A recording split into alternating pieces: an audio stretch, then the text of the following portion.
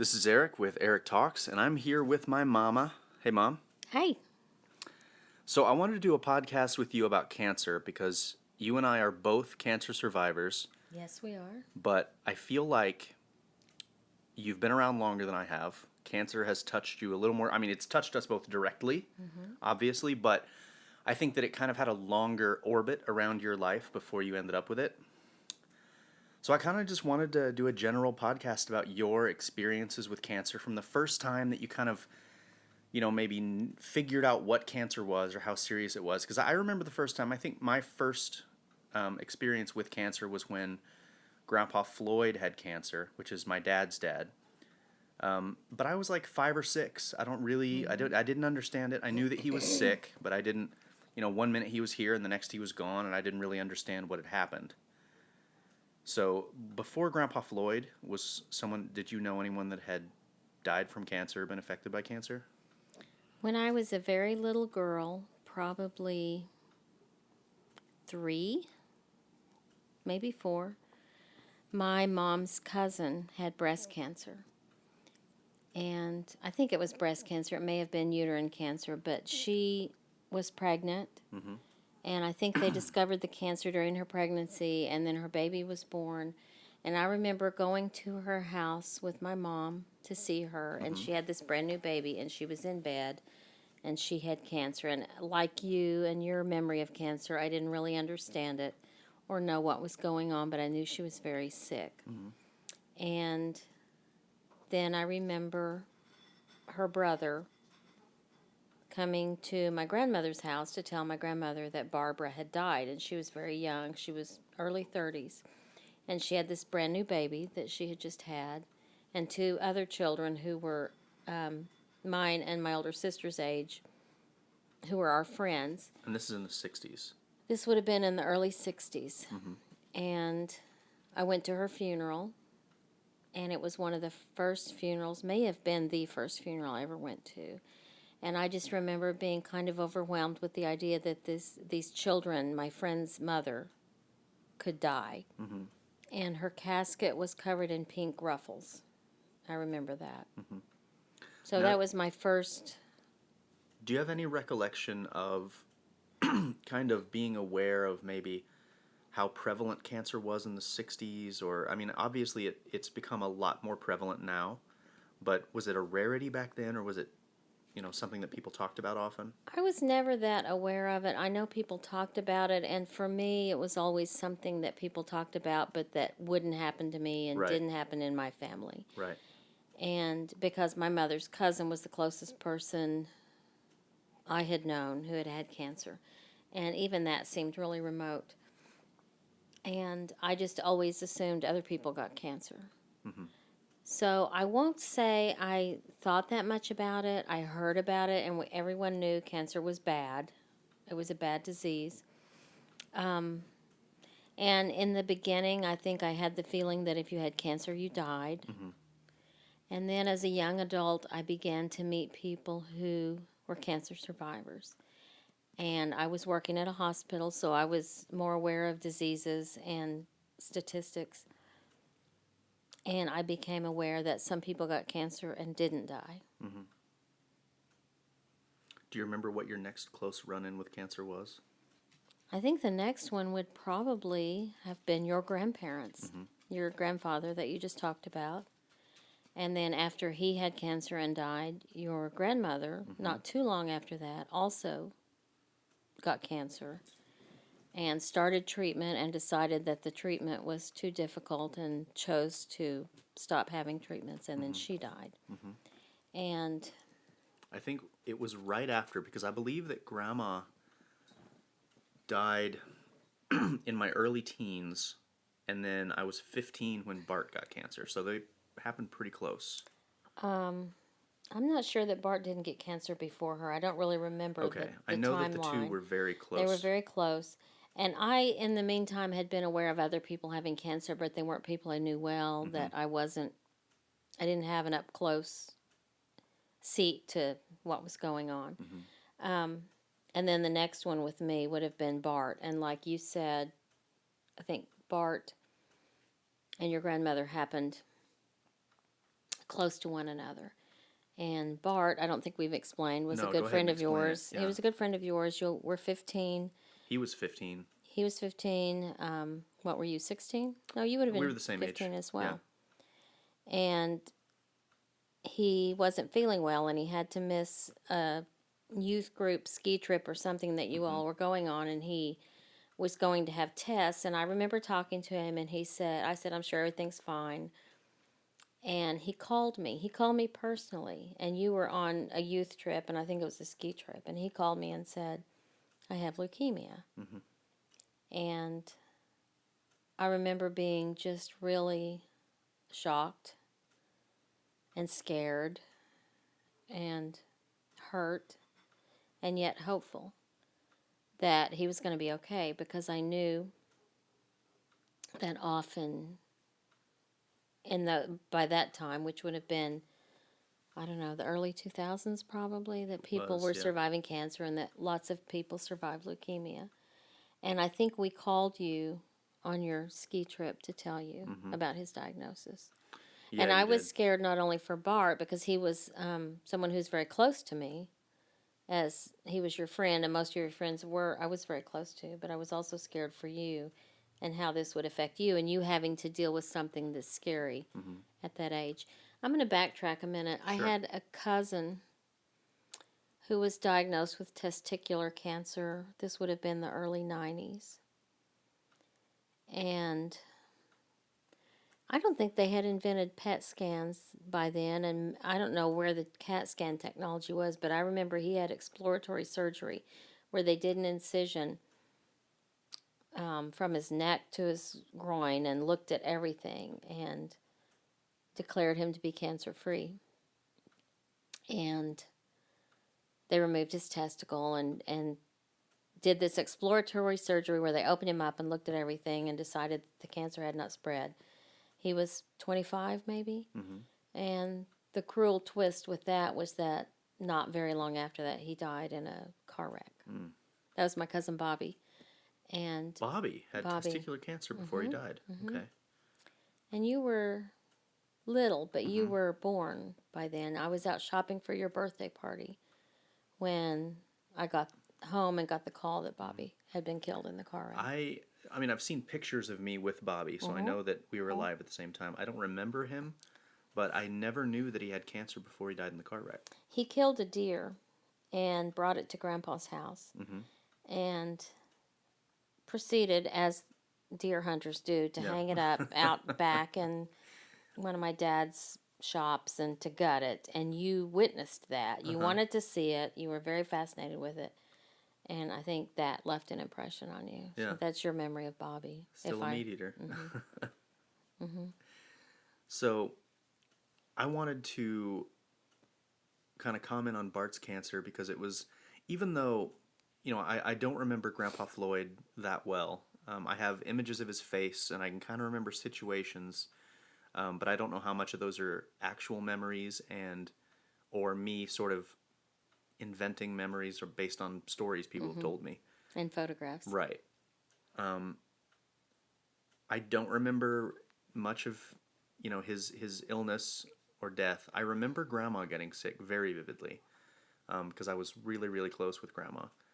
But I also remember that I was young enough that when she got sick, I think she knew beforehand, because as soon as she told me she was sick, we kind of had our goodbyes. And then I remember withdrawing from her because I was afraid.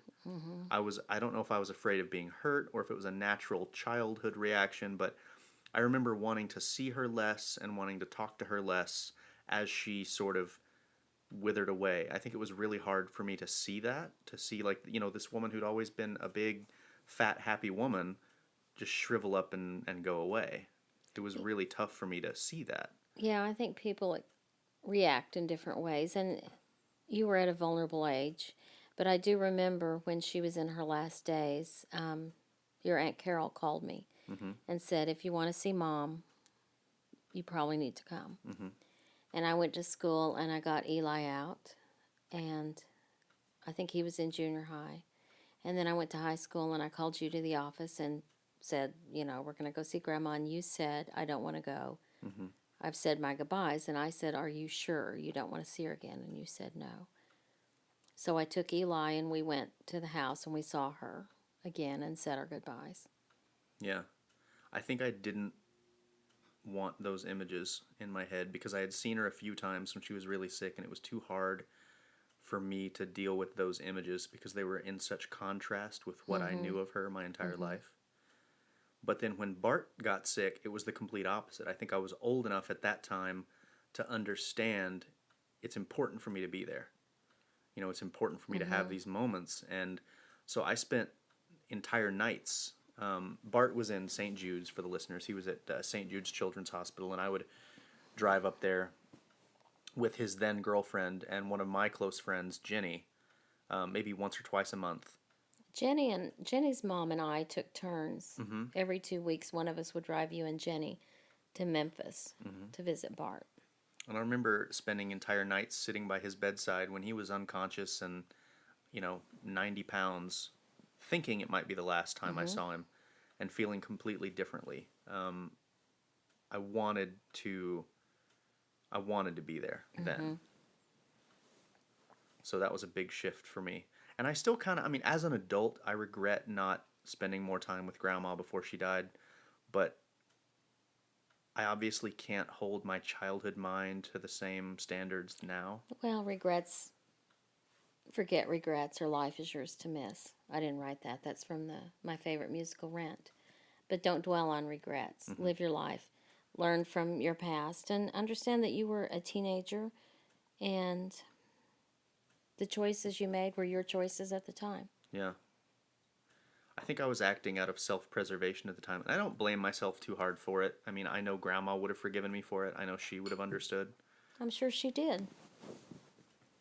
So, after Bart, were there any other significant cancer events until Scott? My Aunt Juanita had oral cancer, and I had a great aunt who also had oral cancer who died from it.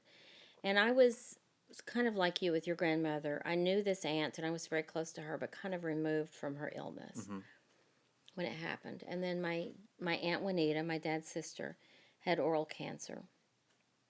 And I helped her with her insurance and visited her during her illness. So that was close. That was a close one that impacted me. And I remember going to her house for Thanksgiving, and she couldn't eat. She was tube feeding, but she wanted everyone at her house for Thanksgiving. So we went, and we were sitting in her living room talking. And she said, "So, Jackie, what is there in my house that you would like to have?" And Aunt Juanita did not have children, so she was very close to all of her nieces and nephews. And there's lots of nieces and nephews in the Adair family, as you know. And I said, "Well, Aunt Juanita, you're still alive. I don't feel right picking out what I want out of your things. You know, you may live for a long time." And she said, "I don't think it's going to be that long, and it makes me feel better knowing where my things are going." So she had a picture above her fireplace. It's that picture on the wall over there. And I had always admired it in her house. It's a picture, a modern portrait of a woman wearing a black hat and a red skirt. And I've always just thought she was sassy and feisty and independent. And I said, "Well, I've always liked that picture." And she said, "Then it's yours."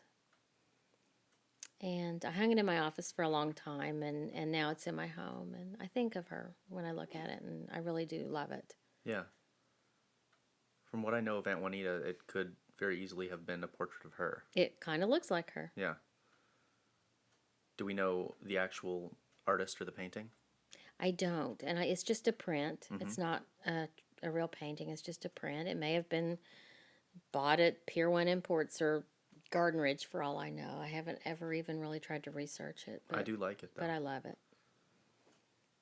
Well, so then when I was 15 years old, you remarried for the first time since you got divorced when I was a child. And that was to my stepdad, Scott.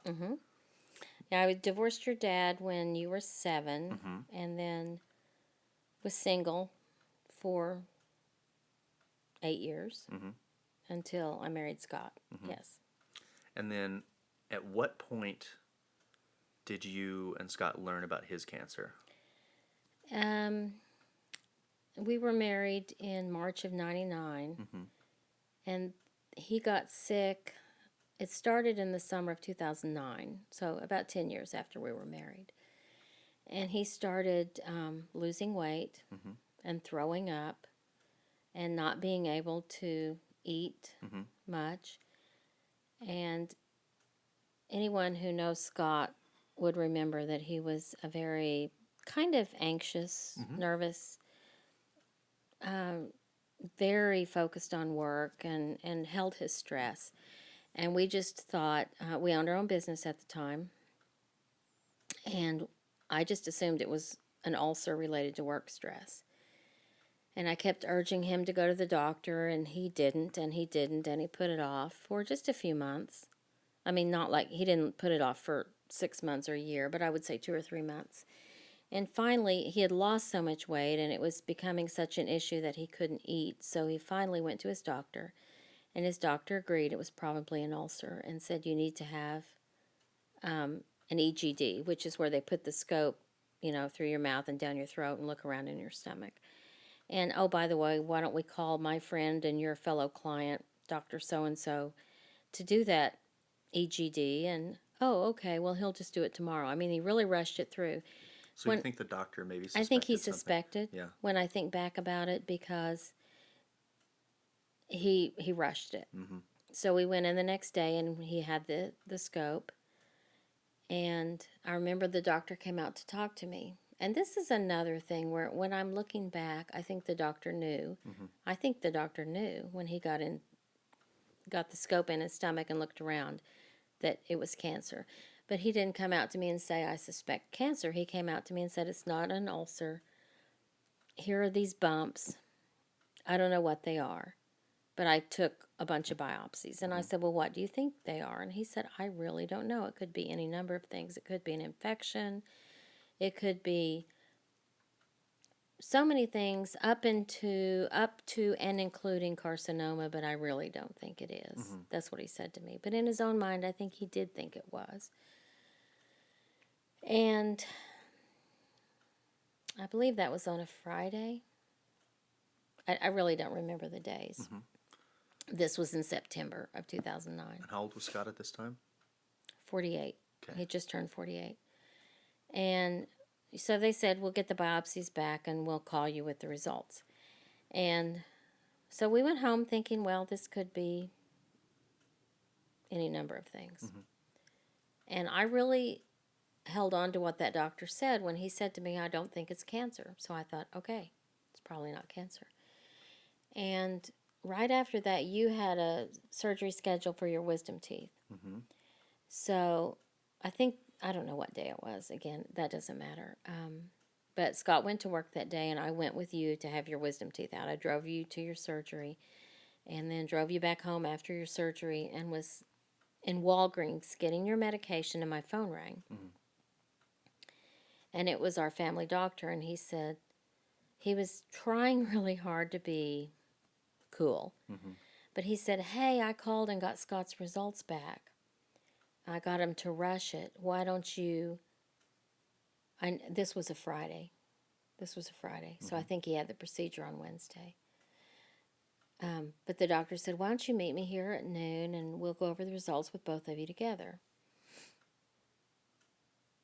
And I knew, partly just from being a human being and partly from all my years at the hospital, he Right. wouldn't call me. He would not call me to come there and meet them if he was going to say to Scott, everything's fine. Right. And I called the office and talked to Scott, and so we planned to meet at the doctor's office, and Eli, your younger brother, was working for us at the time at the office, and I said, we'll get Eli to come over and take care of Eric, because I didn't want to leave you alone.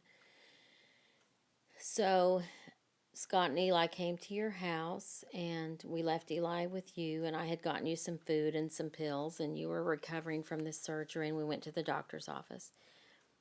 And it was at noon, and he was closing for lunch, and his office manager, who was his daughter, I remember we came in, and she said, have a seat. And she grabbed her purse, and she left. really quickly. And they closed all the doors, and the doctor just came in and said, well, it's cancer.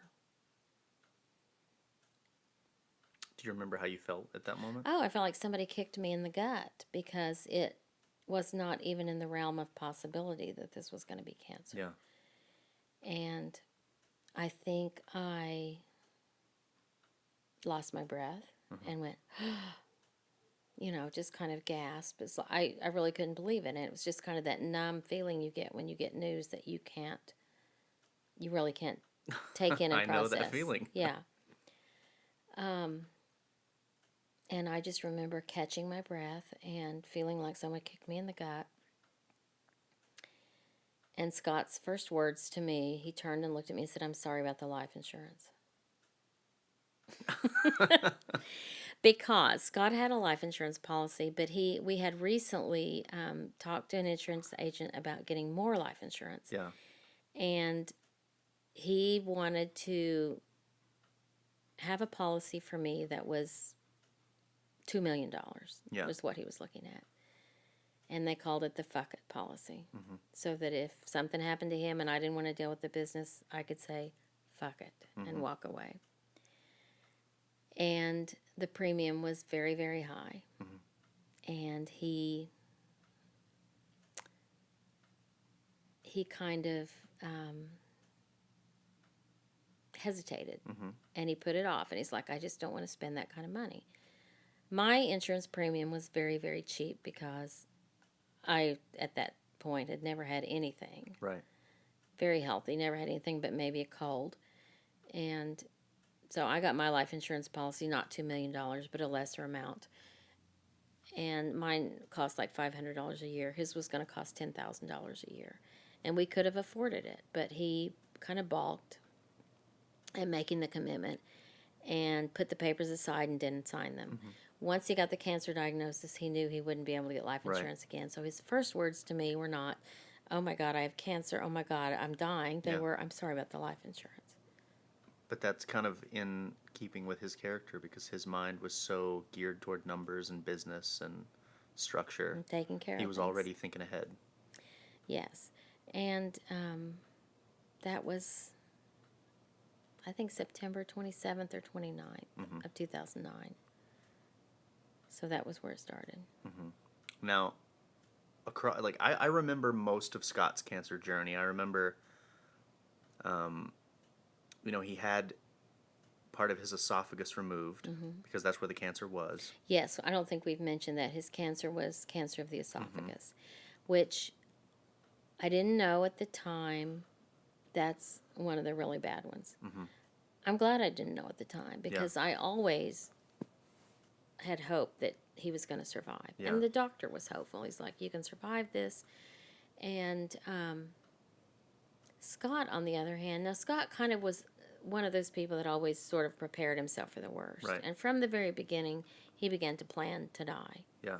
To the point that it would really upset me because I thought he was being very negative and not hopeful enough. But it's just the way his mind works, and everybody's different. Covering every possible scenario. But then, as you find out, survival rates on esophageal cancer are not good, and they're not too much better than pancreatic cancer. And that's the one people always think, oh my gosh, that's a death sentence. Yeah. Well, so, do you think from the beginning maybe Scott kind of assumed the worst? yeah, I know he did. Yeah. He prepared to die from day one and always hoped he would survive, but never truly in his heart thought he would, I think. Now, I remember after the esophageal cancer, or rather after I don't know what they call it, when they removed part of his esophagus. That was an esophagectomy. Okay, after the esophagectomy, and they thought, all right, I think he was still on chemo treatment. Well, here's what happened. After his diagnosis, he went to MD Anderson, and they did lots more tests, and it had been determined following some tests that he did have some lymph nodes that were positive, so that made him stage 3. And the tumors had... It's a very complicated staging system with gastrointestinal cancers, but it's about if the tumor is contained within the wall or if it has grown through the wall of the esophagus. And his had gone through and it had affected some lymph nodes, but he didn't it had not metastasized to any other organs. Mm-hmm. So the doctor there was very helpful. He said, I think I can cure you. And, these are the best in the world at MD Anderson. I think I can cure you. And we're going to do radiation and we're going to do chemo and we're going to do surgery to remove your esophagus. And so he did chemo at MD Anderson, and we would travel down to Houston. I don't remember the frequency. I think it was like every 3 weeks, and get several days of chemo treatments and then come back home. And the plan was to do the chemo, shrink the tumors, do the radiation, and then do the surgery. And at some point in all that, we decided to start having the treatments at home. Mm-hmm. And he got an oncologist in Tulsa, and they got all the recommendations and the protocol from the doctors at MD Anderson. And came back here to Tulsa and did the radiation, and then had the surgery. This was January. And this is originally why you and Scott moved to Tulsa, right? No, Scott and I did not move to Tulsa. Scott and I lived in Muskogee. I thought you got an apartment up here during We his treatment. did, but that was a little bit later on, Okay. and that was temporary. Okay. And I'll get to that.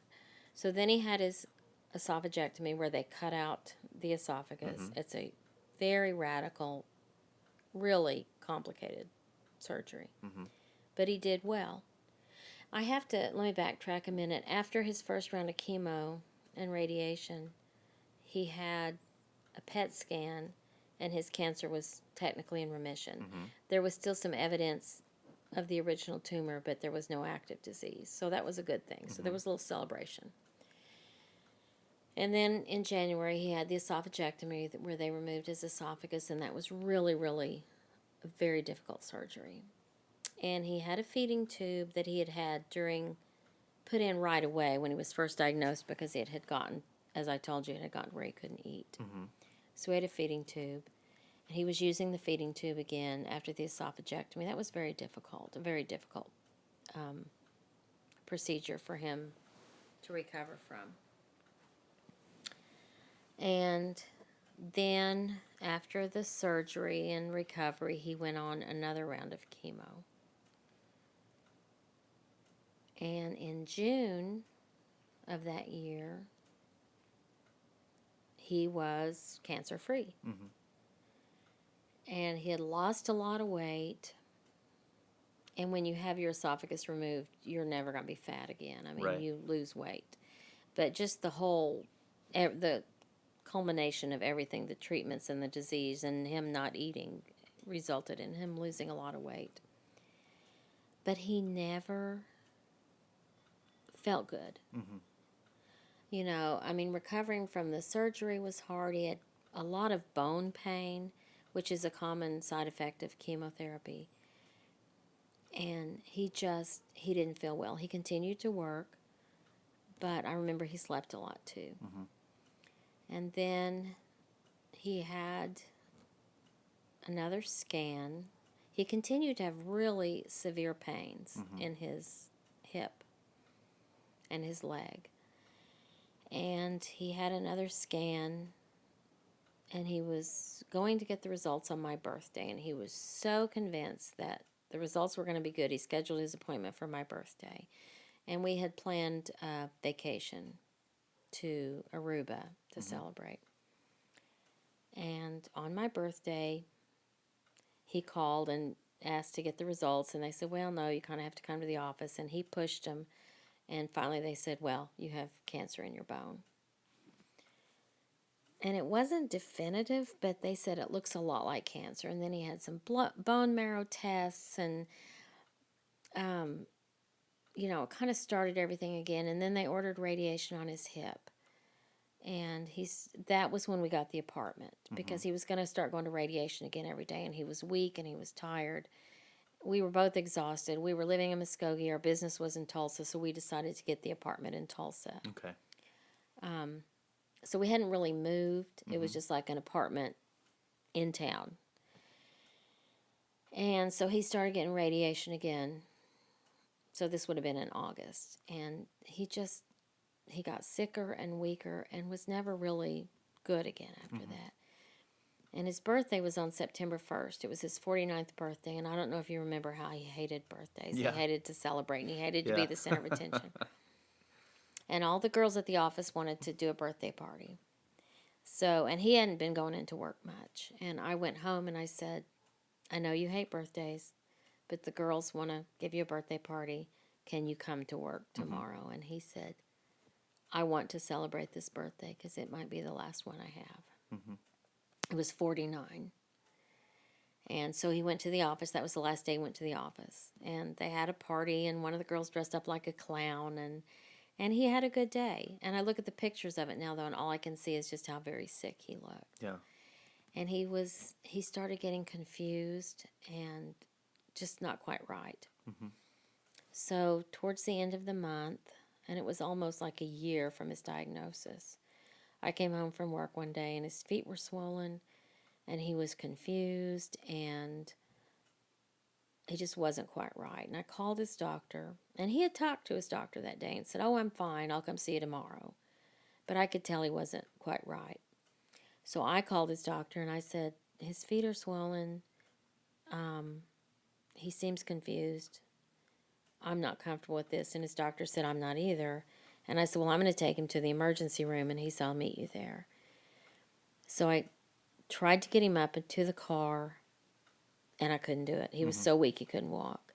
So I called Kyle, your stepbrother, and asked him to come help me. And we're trying to get him to the car, and we're halfway across the floor, and Scott collapses. And his heart stopped. So I call the ambulance. Kyle does CPR. The ambulance got to the apartment, which was in a gated complex. We had to get the gate open. It was, and then I had to direct him to the right driveway. And I rode in an ambulance that night for the first time in my life. And when we're in the ambulance, he starts talking again and responding to the medical techs. And I remember thinking, oh, he's going to be okay. Now, was Kyle able to resuscitate him, or did the medics resuscitate No, him? Kyle did. Wow. Kyle saved his life. And then we got to the hospital, to the emergency room, and you came at that point, and the doctor was there, and I don't remember who all came, but they, after doing lots of tests, they said he needs to be on a respirator. He was having difficulty breathing. And he said no. And I said, go ahead. This will help you relax. Let him put you on the respirator and take you off as soon as they get you stable. And he said, okay. And he was really struggling to breathe. So they put him on a respirator, and because of that, they sedated him to relax him. So I remember the doctor telling me that night, he's septic, which means just a system-wide infection, Right. an infection that had gone throughout his body. And his feet were cold, and they were purple, and his organs were not functioning properly. And I remember the doctor saying the prognosis is very poor. Yeah. I just thought, how do we get to that? How do we get to there so fast? Because our whole plan when his cancer came back was do the treatment, get in remission, stay in remission till they find a cure. Yeah. And so they didn't expect him to survive that night in the hospital, but I was completely in denial and wasn't hearing any of that. And they said, if his heart stops, do you want us to resuscitate him? And I'm like, well, hell yeah, I want you to resuscitate him. I want you to do everything it takes to keep this man alive. And I saw them giving looks to each other, over me, like, okay, she's delusional. And I probably was, but he did survive the night. And this could be a very long story in itself, so I'm going to make it short. You can ask me questions to fill in the blanks, but he survived another month. And he got better, and he would improve, but he could never get off the ventilator. Yeah. And then at some point, he started to go downhill again.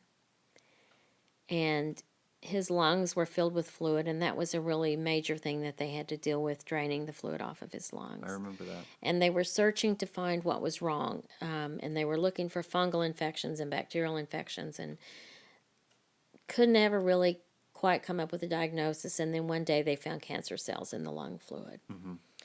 And So the cancer had metastasized in his lungs. and I guess in his bone. They never really came up with a definitive answer on that. But bottom line was he was very weak. His body started shutting down. Right. And the oncologist said to me and to Scott's sons, Jeremy and Kyle, and I don't know if you and Eli were in the room too, but he explained to us, we really can't do anything more. Yeah. And I think I was there. I the think I remember kind that. thing is to let him go. Yeah. And, I don't know that we were ready to hear that, but we had also been in a hospital for a month, and everyone was exhausted, Scott most of all. Yeah. Had tubes in every place that you can have a tube. His body was breaking down. His muscles were atrophied. He had, he was sore and he was sick and he was tired. And there were a few times they tried to wake him up, just enough that he would kind of communicate with us. Mm-hmm. But most of the time he was sedated. And so we had a family meeting, and the boys weren't quite ready to give up, and I'm not sure I was either, so we all decided to sleep on it. And, it's not like we were going to turn off the breathing machine and pull the plug, but the doctor said we could just start withholding medicine or food and just let nature take its course. So we were kind of all contemplating what was the right thing to do. And I had come to the realization just a few days before the end that if he did survive, he was going to have to go to some kind of nursing home because, his body was completely atrophied. He wouldn't be able to walk or. So we slept on it, and Kyle and I stayed in the room that night, as we did every night for that month. And we woke up the next day, and his feet were cold again. That was what had happened the very first night. When his body started shutting down, was your extremities become cold, and his feet were cold. And it was like he was giving us a sign. So we called Jeremy to come in. And then the three of us called the doctor and said, okay, we're ready. So they took him off his antibiotics. That was it. They were going to take him off his food, but I don't think they got to that point. And we all told him, okay, we don't want you to go, but if you need to go, we understand, and it's okay. And 2 nights before that, Scott came to you and woke you up out of your sleep. And I would like for you to tell that story at this point. I didn't remember if it was 2 nights before or the night before, but... It was right before this all happened. So Jeremy, Scott's oldest son, my older stepbrother, had come in from Atlanta where he was living because of Scott's illness, and he was staying with me at my house. And I remember... I think I had just seen Scott that day, and I was back at home asleep, and I woke up in the middle of the night and had, a dream or a hallucination or a vision or a visit. To each their own explanation, but all I remember is lying awake in my bed, and Scott's disembodied face, just his face, was enormous. It was filling pretty much the entire area of the ceiling above my bed. And I remember his face very large, and he had this certain face that he would use with me when he was being serious, and it was sort of a stern, he'd squint his eyes and furrow his eyebrows, and I knew that's, he's telling me something important. That's when he means business. And that's the face he was making. His face was hovering above my bed, and he had a very stern look on his face. And all he said was, "You take care of your mom." And I said, "I will." And then he disappeared. And at that moment, I thought at that moment he had died. But he was just in the equivalent of a coma, I guess. There were times when he was in the hospital, and I was with him 24 hours a day. Mm-hmm. I lived in the hospital too. I had a little couch in his room that I lived in. And there were times when I would look at him and I knew he wasn't in his body. Yeah. And if you ever seen a body where the life is gone, they look completely different. Yeah. And I don't know if I realized it at the time, but I realized after those times were when he was not in his body. And I think he was visiting people. Yeah. And, essentially he did die the night that we went into the hospital because he never really had life. There wasn't another moment of It lucidity. was mechanically supported life Yeah. after that. And 12 hours after we said, okay, we're going to let him go, he died. Uh-huh. And the doctor called me after he died, and he said, well, that wasn't long enough for anything we did to have taken effect. He was ready to go. And I said, what happened was we told him it was okay. Yeah. He had been holding on. And I had been sitting at his bedside for 30 days saying, don't go to the light. If you see your grandma, don't go with her. Don't go to the light. Stay here. And he was in great pain. And the minute we said, it's okay to go, I think he started his journey. And part of that was just making sure that you knew that it was your job to take care of me. Yeah. There was one other thing I wanted to ask about that, and that was because it was a big deal to me during my cancer journey, and I'm sure it was a big deal to you, and we'll get to that next. But did Scott ever sit down with you and talk about how he felt about dying? Yes. And I didn't want to listen. Yeah. But he would make me listen. And I remember very clearly one thing he said to me one time was, sometimes I just want to die because dying would be easier than this. Mm-hmm. And I said, you don't mean that. You don't really want to die. And he said, yeah, sometimes I think it would be easier. And then another day, he said to me, you know where I want my ashes, don't you? And I said, well, no, but do we need to talk about that now? And he said, you need to listen to me. Mm-hmm. In case I don't make it. And I'm like, oh, but you're going to make it, so we don't really need to have this talk. And he said, just listen to me. And he said, this is where I want my ashes. And he wanted his ashes under the big, giant tree on the family farm, my family farm, that we cousins walk to every year. It's Same kind of our place I want mine. spot, our pilgrimage. And he wanted his ashes there, and he kind of told me some things he wanted, and I was just, na na na na na na na. I don't hear you, but I did hear him. And one of the greatest gifts he gave to me was one day he said, now, if I don't make it, I want you to live your life, and I want you to meet someone, and I want you to get married again. And I said, oh, it'll never happen. I'm not going to meet anyone else. I don't want to meet anyone else. It will never happen. He said, I need for you to know that it's okay. Yeah. So I said, okay, and, years later, I met John, and that was a gift. Yeah. That was a real gift. That Scott loved me enough to know that your life tell would me go on that, after and his. to just have that clarity of mind to know that it would be important to me to know he felt that way. But I want to say something else. You talked earlier about not wanting to see your grandmother again. Yeah. After she was sick.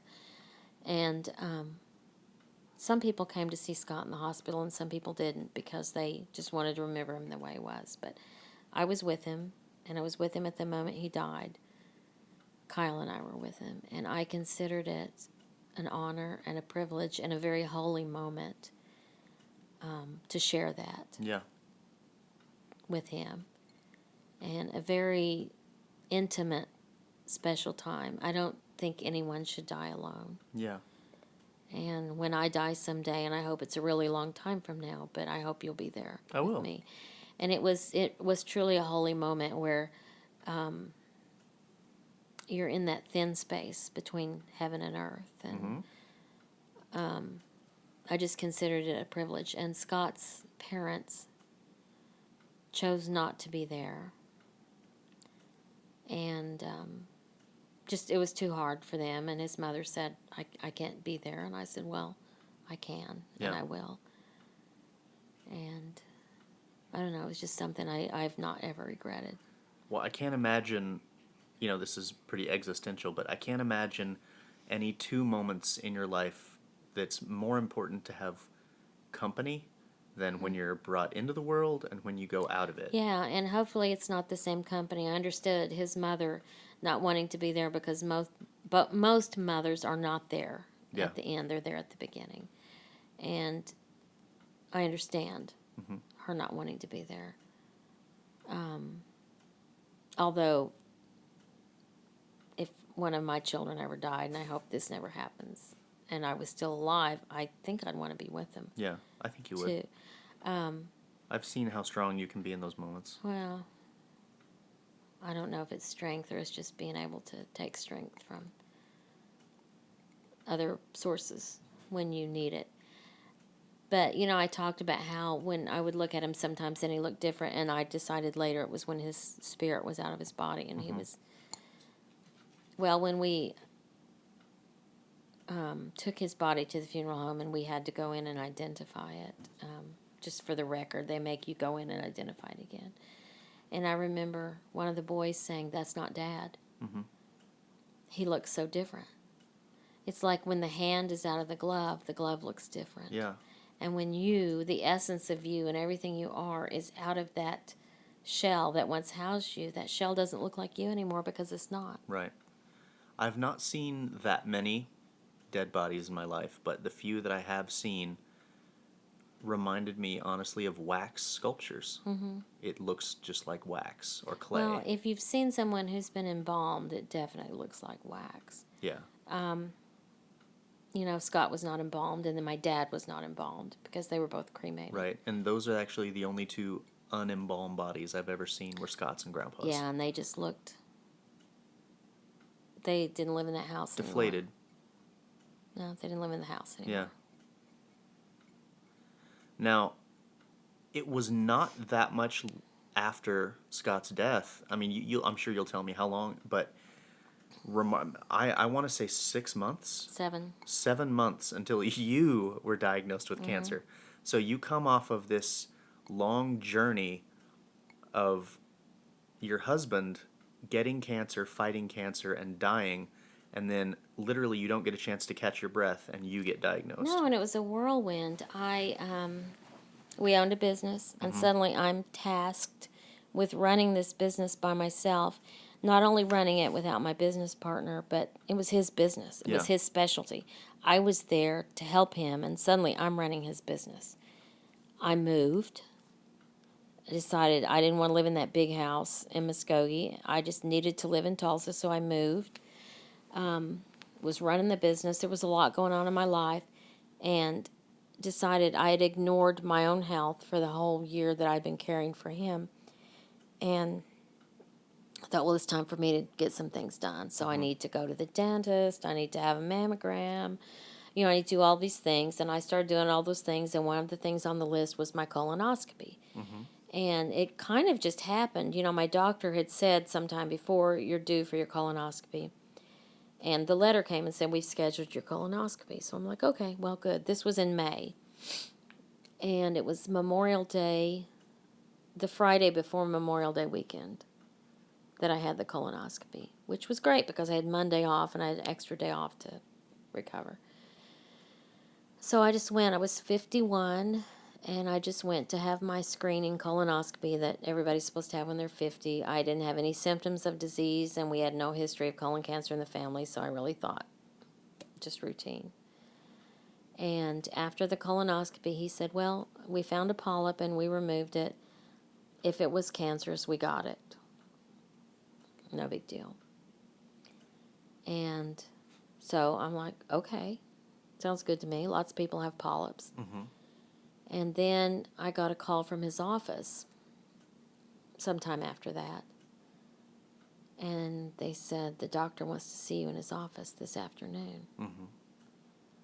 Well, that's when I freaked out, because you don't get a call from the doctor saying the doctor wants to see you in his office today when everything's okay. Mm-hmm. And so I was really scared, and I went to his office, and he said, well, we did the biopsy, and I thought we got it all, but it was this particular kind of cancer, and we need to go ahead and do a colon resection, where they cut out the section of your colon that has the tumor in it. And all I'm thinking this whole time is, oh my God, I have cancer. I have cancer. Oh my God, I have cancer. It was unbelievable. I am a member of this big, strong, long-living family that doesn't have cancer. Mm-hmm. And I've always been healthy. And it just seemed so bizarre to me. And he said, we can do the surgery Tuesday. So I didn't really have time to think about it. I just thought, if there's cancer in me, I want it out. And I guess, I still to this day don't know if it was because of the kind of cell it was, or if it had gone beyond the tumor. But he said we need to do this colon resection, but the tumor hasn't gone through the colon wall, so I think we'll get it all. So, I start calling people. Not everybody, because when I'm first diagnosed, all I can think of is I don't want anyone to know. Right. That's my secret. I don't want anyone to know I have cancer. But I knew I had to tell you kids, and I knew I had to tell my mother. And the hardest phone call I made was to my mother. Yeah.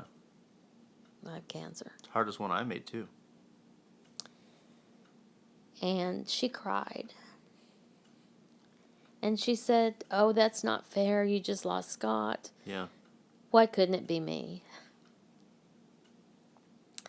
And I assured her I was going to be fine. And she said the same thing when Scott got diagnosed, I remember. Yeah. Why couldn't it just be me? So I had the surgery. And it was a long surgery. It was several hours. And as you know, because you were there, I had this little complication at the end. I read an entire novel front to back waiting for you in surgery. At the end, my blood pressure dropped dangerously low, but I pointed it out. I went into your room. They said you were in recovery and that I could come in and sit with you. And I remember coming in your room, and I don't remember exactly how low, but it was something absurd, like 60/20. I mean, it was so low. And I remember the nurse was in the room adjusting things and moving your tubes around. Then I said, is that serious? And she said, I'm going to go get someone. And so I knew that it was a big deal, that your blood pressure had dropped really low. And then they asked me to leave the room. So I was pretty worried at that point. And how long did it pass before I woke up in intensive care? Because I woke up and I said, oh, am I in recovery? And they said, no, you're in ICU. Mm-hmm. I don't remember. All I remember is that they made me leave the room because your blood pressure was very low. And so I thought, they're making me leave because they're afraid she's going to die. But you don't know how long it was before you came back in? No, I don't remember. Well, I didn't see the light or anything during that time. I just went to sleep in surgery, and then I woke up, and it was like, I was surprised to find it had been several hours. And then you all were all standing around telling me, your blood pressure got really low. So I don't know anything about that. But so I recovered from the surgery, and he said, I think we got it all. I think you're good. I don't think we're going to need any other treatment. And then he called me back to his office for follow-up, and he said, when you do the surgery, we're required to test 12 lymph nodes. And we tested 18 lymph nodes. And your body's full of lymph nodes. Yeah. He said, we tested 18 lymph nodes, and in one lymph node, we found a trace of cancer cells. And to this day, I question that. Yeah. Because the tumor was contained in the colon wall. It hadn't gone through the colon wall. But for some really fluky reason, there was a trace of cancer cell in one lymph node. That technically made me a stage 3. Mm-hmm. And because of that, I was strongly encouraged to get chemo and radiation. Mm-hmm. And I was really scared, and I was alone, and I was mad at Scott because I had been there with him through all of this, and now I was having to do this by myself. And I was really scared. And I remember talking to one of my doctors, and he said, "You're kind of an unusual case in that, the tumor hadn't gone through the colon wall, but you had this positive lymph node." And I said, "What causes that?" And he said, "It's just a fluke." Yeah. I think at that moment my cancer was gone Yeah. and has been gone forever, but I was young and nobody wanted to take a chance, and you just have to go with the best advice you're given, and the best advice I was given was, we need to be cautious. We need to go ahead and treat you. Just, it's like scrubbing. Somebody said just scrub it clean. Yeah. Make sure there's no cancer cells. If there's any errant cells running around in there, we need to scrub them clean. So I started chemo, and I did a round of chemo and radiation at the same time. And it made me really tired, and it made me sick, and it made me lose weight, and I was just burned. Radiation burns you. And this was my abdominal area they were burning, so I was burned down there where everything happens. But never once did I ever think I'm going to die. Yeah. I thought this is an inconvenience that I have to do to live. Yeah. It never occurred to me that I wouldn't live. Yeah. I never missed a day of work. Some days I felt like crap. Some days I looked like crap. But I never missed a day of work. I drove myself to all my treatments. And I would come home and go to bed. And Eli was living with me at the time, your brother. He was finishing college and living with me. And he helped a lot. He would make me peanut butter sandwiches or whatever I could eat. There was not a lot that tasted good. Yeah. And so I did the round of chemo and radiation. I had a PET scan. I was cancer-free. And then just for good measure, they did another round of chemo. And had another PET scan, and it was clear. And then I had another colonoscopy, and it was clear. And I was going to the doctor once a month and having labs, and they've all been good. And then I had another colonoscopy, and it was clear.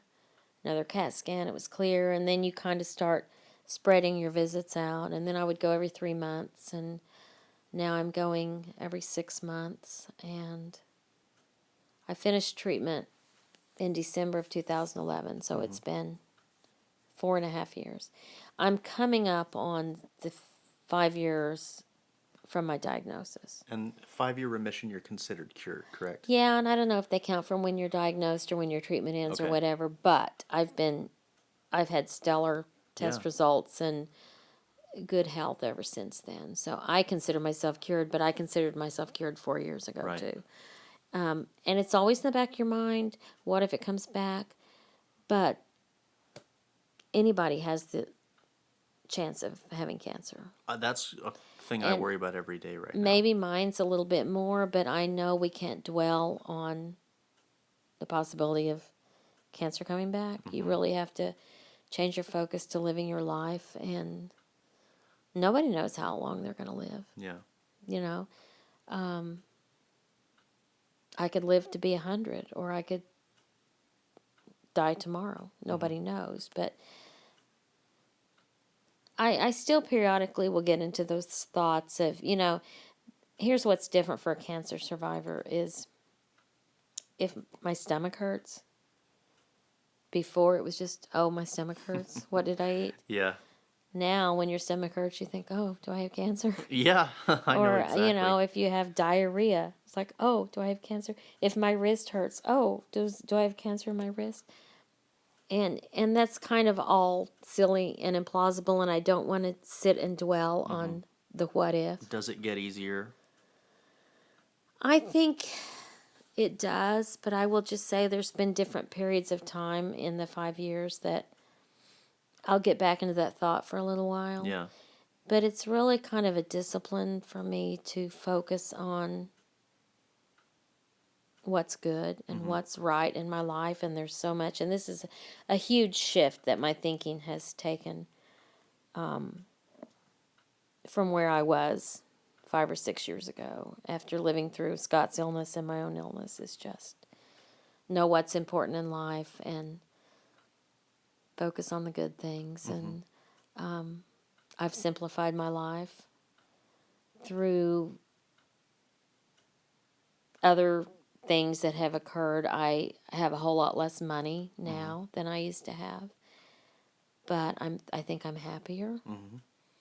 You seem And happier to me. I know that money and stuff and 100 pair of shoes and big diamonds, none of that makes you happy. It really is all just stuff. Yeah. And so that's where my head is now.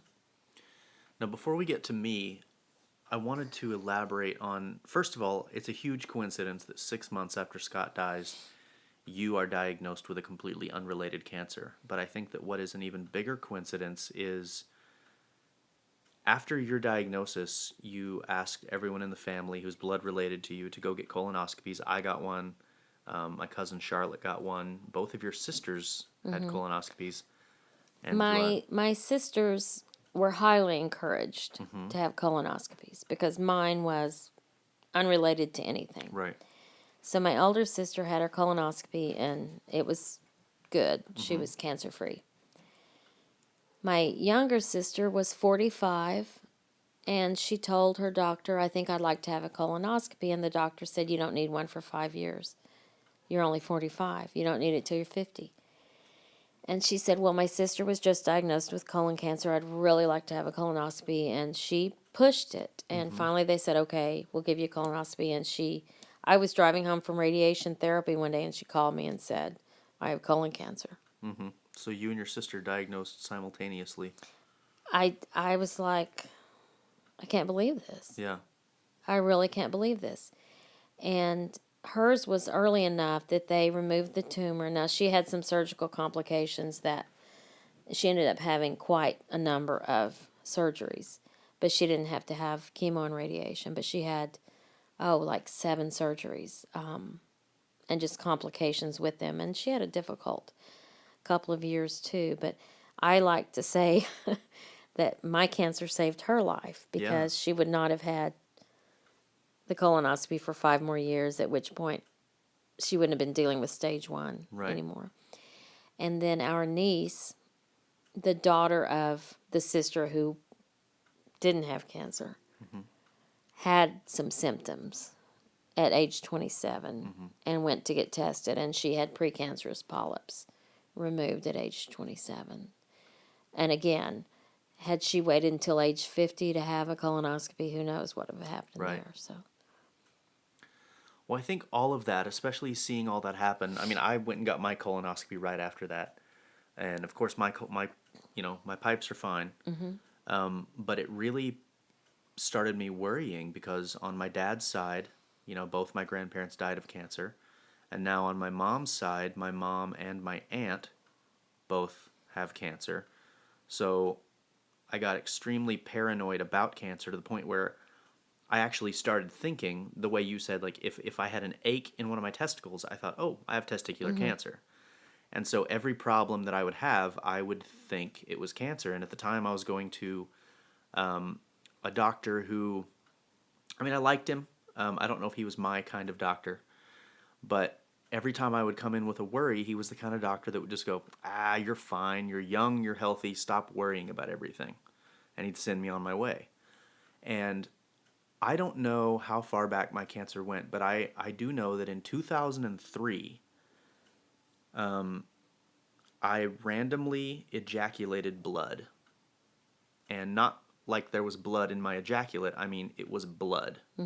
So I immediately said, okay, well that's I have testicular cancer. That's the only explanation for that, because that's where it comes from. So clearly I have cancer. And I told him, and he said, no, you don't have testicular cancer. You're fine. You're young, but we'll go, you can have a sonogram. We'll do a sonogram. I believe that's what it is. Ultrasound. An ultrasound? Okay. We'll do an ultrasound of your testicles just to make sure. But he examined them. He said they're fine. I went and had an ultrasound, and they were fine. About 6 months later, I ejaculated blood again. So I went back to him, and I said, look, this happened again. It's not normal. And he examined my testicles again. He said, well, we can do another ultrasound, but there wasn't anything on the last one that looked even suspicious. And not that much is going to have changed in 6 months. And he honestly said, it's probably that you're just being too rough in your sexual intercourse. You're hurting yourself, so take it easy. And I bought that explanation. And I said, okay, and it truly never happened again. But the first time it happened was 2013. It happened again in 2014. And then in 2015, two things happened simultaneously. I got a staph infection from a tattoo on my left arm, and the staph infection, I thought I was young and tough. So I thought, I'm just going to clean the staph infection really well. I don't need to go to the doctor. So I lived with this staph infection in my arm for a month before I finally, I was tired all the time. No matter how much sleep I got, I never felt rested. I was gaining weight. My diet was terrible. I just felt crappy all the time. And so I finally decided to go to at that point my doctor had retired. And so I went to his office, which was now being manned by a nurse practitioner. And when she found out that I'd been walking around with a staph infection for a month, she was pretty furious. Mm-hmm. And so she said, well, you're lucky that the staph infection hasn't spread beyond your arm. But she put me on a bunch of different antibiotics. And at that time, I was having burning urination. And so she said, she tested me for STDs. I came up clean. And she said, well, the only other explanation is that your immune system has been compromised by the staph infection that you've been walking around with for a month. So you probably got a bladder infection in the meantime. Mm-hmm. So she put me on 3 different antibiotics, 2 pills and a topical, and said, we're just going to knock out everything all at once. This will get rid of your staph infection, it'll get rid of your bladder infection. And it did. But and the burning urination went away, but I continued having small amounts of blood in my urine, which I thought, well, my bladder's just had a bad infection. I'm sure it'll go away. And then I started having this really strange thing where in the middle of urinating, my stream would just stop, as if someone kinks the hose. It would just stop, and I could feel that there was still more urine in my bladder, but it just wouldn't come out. I couldn't push it out. I would just have to stop and walk away, and 10 minutes later, I'd have to pee again. And so this continued for another month. Small amounts of blood in my urine and not being able to completely empty my bladder. And I went to a doctor, a urologist this time, and I told him all of my symptoms, and he said the same thing. He said, "You're too young. That They did a blood test. They said your blood test comes back fine. Like you're healthy. Every test we do comes back fine. All your levels are good. I don't see anything wrong. You probably just have some recurring bladder infections." And they put me on another antibiotic. And I said, I really feel better if you guys would stick a camera in there and just look around. Mm-hmm. And I didn't even know what the name of the procedure was or anything. I just said, I know you have little tube cameras. Just stick one up my urethra and tell me what's going on in there, because this is not normal. This shouldn't happen. And so I ended up having to kind of go back and forth a couple times, and finally they scheduled my endoscopic procedure. Cystoscopy. Yeah, my cystoscopy. And within 10 seconds of him putting the camera up my urethra, he said, "Oh, that's a tumor." And I had a golf ball sized tumor in my bladder, and he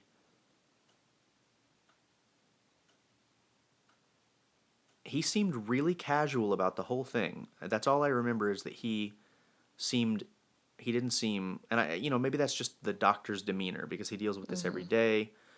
But I remember he was just very casual. He said, "Oh, well, look here on the screen. This, what I'm pointing at right now is your tumor." And like you said, I was completely on a different planet. Like everybody sounded 100 miles away. I was alone in this doctor's office. I couldn't hear anything anybody was saying. I was just zapped. I didn't know what to do. I didn't know what to feel. And I'm sitting here listening to this doctor, who's a great doctor, by the way, but casually explaining to me that my worst fear had come true. That I had cancer. Not only cancer, but I had this big, ugly tumor growing inside my bladder. And he said, I don't know how long it's been there, so it very well could have been in there for a couple years. He said it looks like a slow-growing cancer, and we should take it out. And I remember leaving the doctor's office just completely empty. Like I wasn't thinking, I wasn't feeling anything. I just felt like I was on autopilot. And I walked out to the car and I just sat alone in my car for probably half an hour trying to decide what to do. And I knew that I had to make phone calls, but I was as afraid of making the phone calls as I was of having cancer. Because it's almost like, well, I just got punched in the gut being told I have cancer. Now I get to go punch everybody else in the gut by Yeah. telling them I have Yeah. cancer. So I didn't know how to do it, and I sat in my car for half an hour. I ended up recording. I ended up recording myself on my phone camera talking about having cancer before I ever told anyone else, just so I could sort of practice what I was going to say, and sort of by me reiterating it, it sort of made it real and made me have to face it. And I called you, and I called Jen, who's, one of my best friends on the planet. And I wanted to call Denali, who's my ex-girlfriend. I think because she was the most recent person in my life that was that close, important confidant. But we hadn't spoken for 6 months at the time, and I didn't feel like it was appropriate to call her for the first time in 6 months and say, oh, by the way, I have cancer. But those were the 3 phone calls I wanted to make, and I made 2 of them. And I think at that moment, that was when I had this enormous existential crisis that still kind of follows me now. But when I was sitting there in my car, the only thing I could think of was, I'm only 31, and I might die, and I haven't done shit yet. Like, I haven't had time to do anything because I thought I had forever. Like, I thought I had so much time that I've been procrastinating, I've been playing a lot of video games, I've been sleeping in on Saturdays, and all of that wasted time could have been time spent doing important things, and now here I am and I might die. That was my first thought. Well, when you called me, I never thought you would die. Yeah. I hated that you had to deal with this. But I knew enough about bladder cancer and about you to know that you were most likely going to be okay. Yeah. But I remember when I was I had a million reasons to live when I had cancer, but one of my biggest motivators was my parents are still alive. Yeah. I can't hurt them that badly Yeah. by dying. I can't do that to my parents Yeah. because I knew that would be the absolute worst thing ever for them. Well, my story is a lot less. The way I like to say it is that my entire cancer journey was me sort of dipping my toe into cancer and saying, "Whoop, nope, not for me." Because, and anybody can go on YouTube right now to my YouTube channel. It's the Post-Apoc on YouTube, and I actually have an entire vlog of me sort of walking people through my entire cancer journey live, which I believe was 17 days. From the day that I got diagnosed until my surgery was only, I think, 17 days. And it all happened very, very quickly. And I do make a cameo. You in do. that You're vlog. in that video. Yes. You drove me to my surgery. But it was all very easy, and I'm grateful that it was. Sometimes I don't feel like I can really call myself a survivor because I see what other people have gone through. But you are. You're a survivor like anyone else. And, sometimes I talk about the gifts of cancer. And we have a perspective that other people don't have. And it's just what you said. You really examine your life, what you've done, what's important. Do I need 100 pair of shoes? Yeah. Do, is what I look like so important, or is who I am what's important? I think, that really is a gift to have that perspective when you face the possibility of death.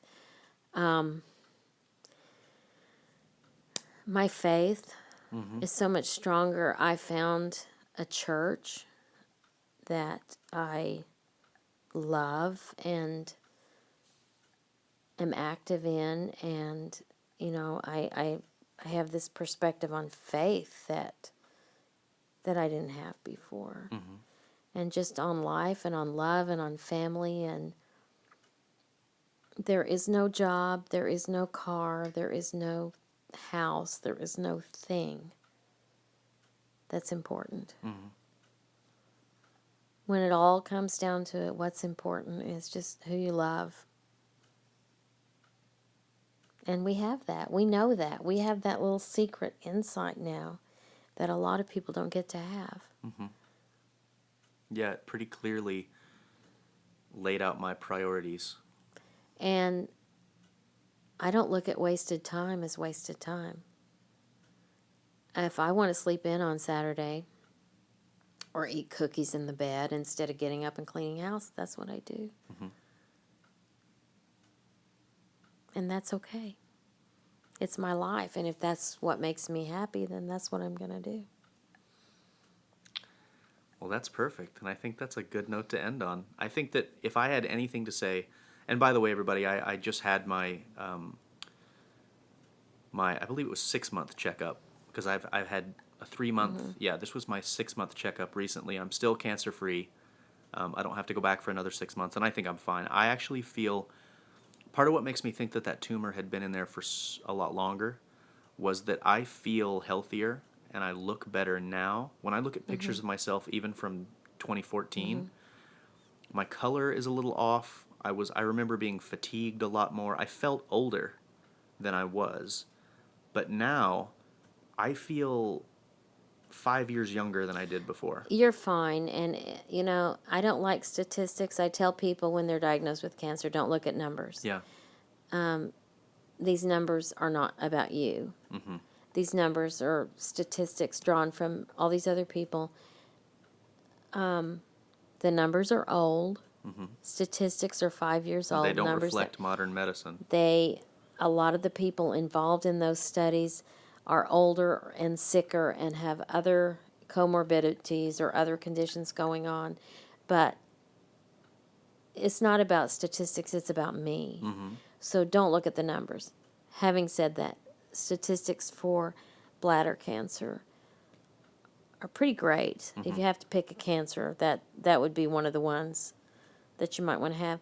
And colon cancer is on both ends of the spectrum, depending on when you get diagnosed. Colon cancer is preventable. Get your colonoscopies, folks, because you can remove colon cancer before it becomes cancer. If you let it go too far, it's deadly, Yeah. and a lot of people die of it. And it used to just make me sick to hear of people dying of colon cancer. I hear about it all the time. I'm only now getting to the point that I can even listen to that without being afraid that I'm going to be one of them.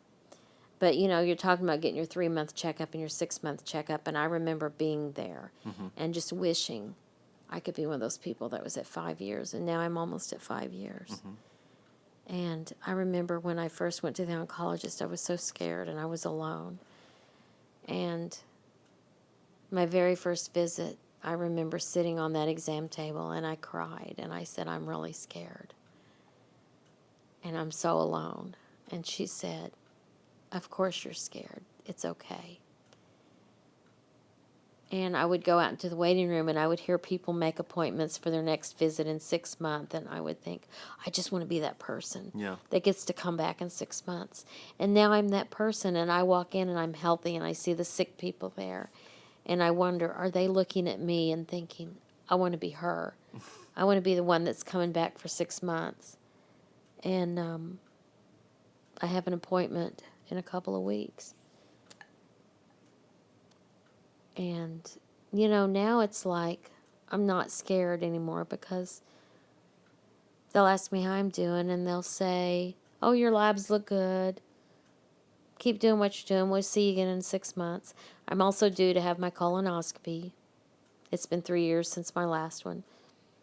I don't have any reason to believe it won't be good. But, and you'll be there too someday. You'll be at 5 years, and they'll say, Eric, we really don't need to see you again. Yeah. And that'll feel good. And then you're going to think, but I don't want to turn loose of them. I want to keep coming in and hearing that I'm okay. Well, I guess the lesson that I've learned, I mean, from Scott and from you and from Jennifer and from my own experience, and the one piece of advice that I always give to other people is don't ignore your body. Because the number one thing, my body was telling me something was wrong, and I knew something was wrong, but doctors kept telling me, you're young, you're healthy, your tests are fine. And when I eventually pushed them to do the procedure, sure enough, my body knew there was something wrong. Don't ignore your body. Have your checkups. Get your colonoscopies. You know, and a colonoscopy, for anyone who hasn't had one, it's It's a piece of truly cake. not a big deal. No. It sounds scary and it sounds horrible, and it's no big deal, and It's you a get a good great excuse to nap. take a day off work. Yeah, and it's really no big deal. So do it. And eat healthy and take care of yourself. You only get one body, so treat it right. And I think that's something you and I both have tried to do, is to eat healthier. Eat less meat and sugar and refined foods, and more real foods, more plant-based foods, that kind of thing.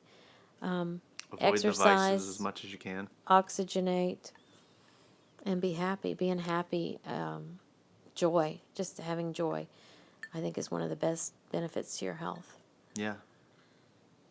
that you can have. Well, this was a great discussion, Mom. Thank you for doing this. Thanks for interviewing me. And everybody else, thank you for listening. Get your checkups. Don't ignore your body. Thanks for listening.